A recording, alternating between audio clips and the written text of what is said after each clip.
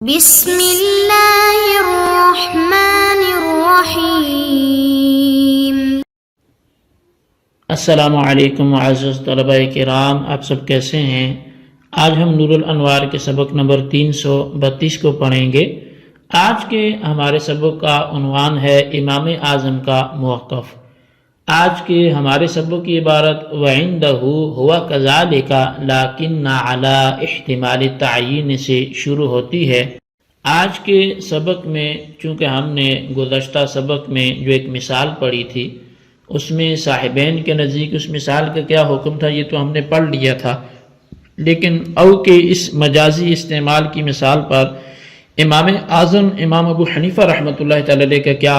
نظریہ ہے اس کو ہم آج سمجھنے کی کوشش کریں گے۔ تو آئیے آج کے سبق کی عبارت پڑھ کے اس کا ترجمہ کرتے ہیں اور اس کے بعد اس کی وضاحت کی طرف بڑھتے ہیں۔ مصنف علیہ رحمہ لکھتے ہیں وَعِندَهُ هُوَ كَذَلِكَ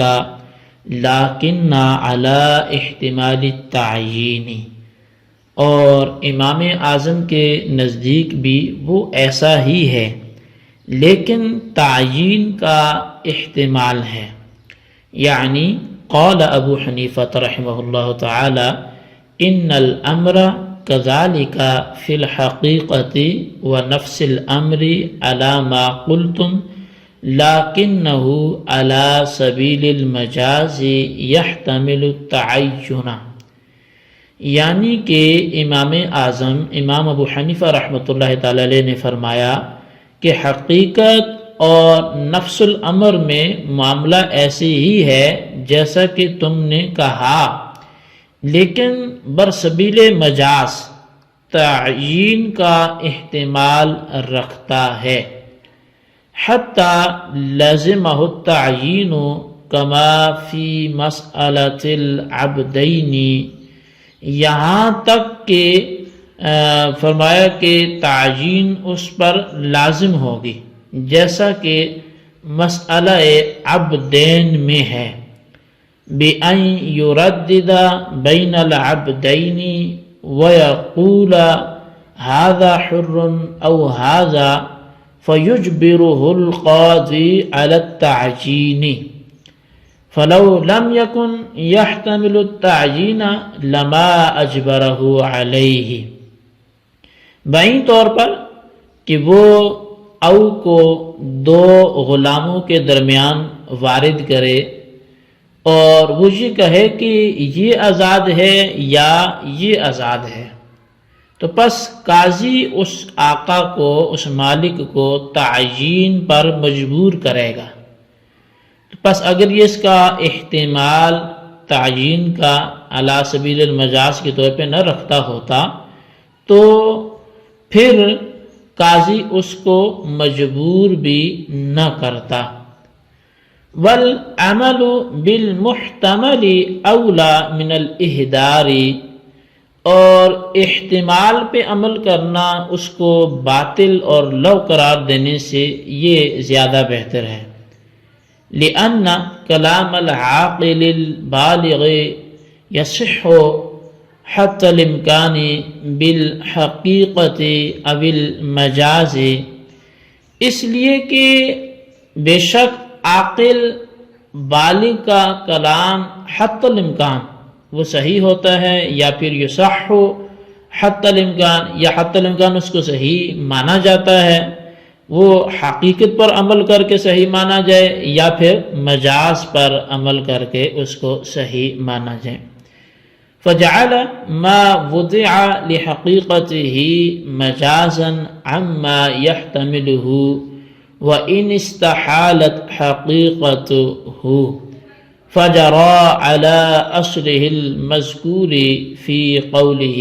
لِلْأَكْبَرِ سِنًّا مِّنْهُ هَذَا ابْنِي بِجَعْلِهِ مَجَازًا عَمَّا يَحْتَمِلُهُ بَعْدَ اسْتِحَالِ الْحَقِيقَةِ۔ پس امام صاحب نے اس لفظ کو جو اپنی حقیقت کے لیے وضع کیا گیا تھا اس شے سے مجاز قرار دے دیا جس کا وہ احتمال رکھتا ہے، اگرچہ اس کی حقیقت محال ہے، تو پس امام صاحب اپنے اس قاعدہ پر قائم رہے جو پہلے مذکور ہو چکا ہے کہ اگر کوئی شخص اپنے سے زیادہ عمر والے کو ھذا ابنی کہہ دے کہ یہ میرا بیٹا ہے، تو حقیقت کے محال ہونے کے باوجود بھی اس کو اس چیز سے مجاز قرار دے کر کہ جس کا وہ احتمال رکھتا ہے اس پر عمل کیا جائے گا۔ وَهُمَا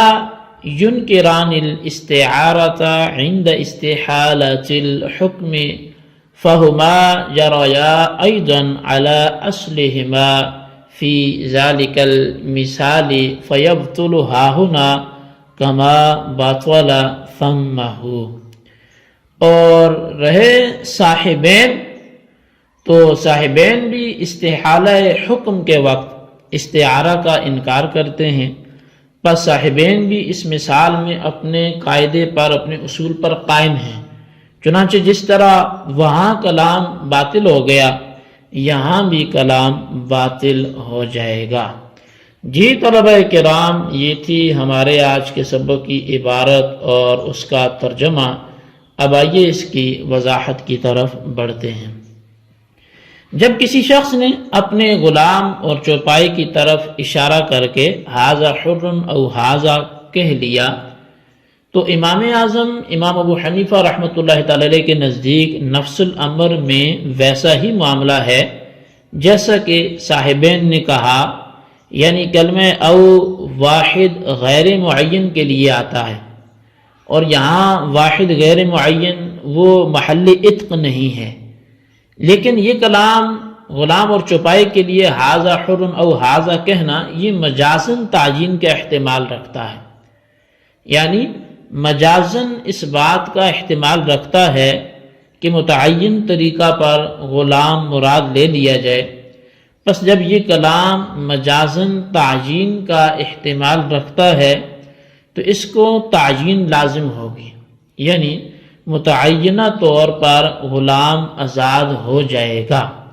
جیسا کہ دو غلاموں کی طرف اشارہ کر کے اگر ھذا حر او ھذا کہا گیا تو قاضی اس قائل کو تعیین پر مجبور کرے گا، یعنی اس بات پر مجبور کرے گا کہ وہ ان دونوں غلاموں میں سے کسی ایک کو متعین کرے۔ اب ملاحظہ فرمائیے کہ اگر یہ کلام تعیین کا احتمال نہ رکھتا تو قاضی اس کو اس بات پر مجبور نہ کرتا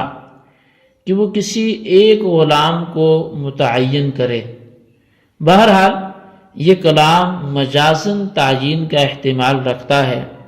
اور یہ بات بھی مسلم ہے کہ کسی کلام کو ضائع کرنے سے بہتر یہ ہوتا ہے کہ ایک محتمل شے پر عمل کیا جائے، یعنی جس چیز کا احتمال ہے اس پہ عمل کیا جائے، کیونکہ عاقل بالغ آدمی کے کلام کو حتی الامکان صحیح کرنے کی کوشش کی جانی چاہیے اور لغو ہونے سے بچانا چاہیے۔ اب یہ کوشش خواہ حقیقت پر عمل کرنے کی صورت میں ہو، خواہ مجاز پر عمل کرنے کی صورت میں ہو، پس چونکہ یہاں کلمہ او کی حقیقت یعنی واحد غیر معین کے لیے ہونا یہ محال اور متعذر ہے، اس لیے حضرت امام اعظم نے اس کو اس چیز کے لیے یعنی واحد معین کے لیے مجاز قرار دے دیا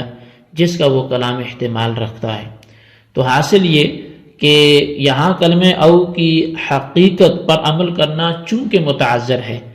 اس لیے یہاں کلمہ او کو مجازن واحد معین پر محمول کیا جائے گا۔ بہرحال حضرت امام اعظم اس مثال میں بھی کلمہ او کو مجاز پر محمول کرتے ہیں، اگرچہ صاحبین مجاز پر محمول نہیں کرتے۔ حضرت امام صاحب اور صاحبین اپنی اپنی اس اصل پر قائم ہیں جس کا ذکر پہلے ہو چکا ہے کہ اگر کسی نے اپنے سے زیادہ عمر والے اپنے غلام کو ھذا ابنی کہا تو حضرت امام اعظم کے نزدیک اس کلام کی حقیقت یعنی ثبوت نسب وہ اگر کسی اور سے مشہور ہے تو یہ لغو ہونے سے بچانے کے لیے اس کلام کو مجاز یعنی حریت پر محمول کیا گیا ہے، اور صاحبین حقیقت کے متاثر ہونے کی صورت میں چونکہ استعارہ کرنے یعنی مجاز پر عمل کرنے کا انکار کرتے ہیں، اس لیے ان کے نزدیک یہ کلام حاض ابنی باطل ہو جاتا ہے۔ تو پس صاحبین کے نزدیک جس طرح مذکورہ حاض ابنی کلام حقیقت کے متاثر ہونے کی وجہ سے باطل ہے، اسی طرح غلام اور چوپائے کی طرف اشارہ کر کے حاضہ حرن و حاضہ جو کلام کیا گیا، یہ بھی کلمہ او کی حقیقت کے متاثر ہونے کی وجہ سے باطل ہو جائے گا۔ اور حضرت امام اعظم کے نزدیک جس طرح حاضہ ابنی کی حقیقت متاثر ہونے کی وجہ سے اس کو مجاز پر محمول کیا گیا، آزادی پر، اسی طرح یہاں کلمہ او کی حقیقت واحد غیر معین متاثر ہونے کی وجہ سے اس کو مجاز یعنی واحد معین پر محمول کیا جائے گا۔ جی طلبہ کرام، یہ تھی ہمارے آج کے سبق کی عبارت اور اس کا ترجمہ، اس کی وضاحت۔ اس کو اچھی طرح نوٹ کریں اور اس کے خلاصے کو اپنے رجسٹر پر لکھیں، بالخصوص ان سوالات کے جوابات دیں۔ سوال نمبر 1 یہ ہے کہ آقا اگر چوپائے اور غلام کی طرف اشارہ کر کے کہے حاضہ حرن او حاضہ، تو اس میں امام اعظم کا کیا نظریہ ہے، تحریر کریں۔ سوال نمبر 2 یہ ہے کہ صاحبین اور امام اعظم کی اصل حاضہ ابنی کے بارے میں کیا تھی جب کوئی اپنے سے بڑی عمر والے کو یہ الفاظ بولے۔ اللہ تبارک و تعالیٰ سے دعا ہے جو کچھ ہم نے پڑھا سنو سے یاد رکھنے کی توفیق نصیب فرمائے۔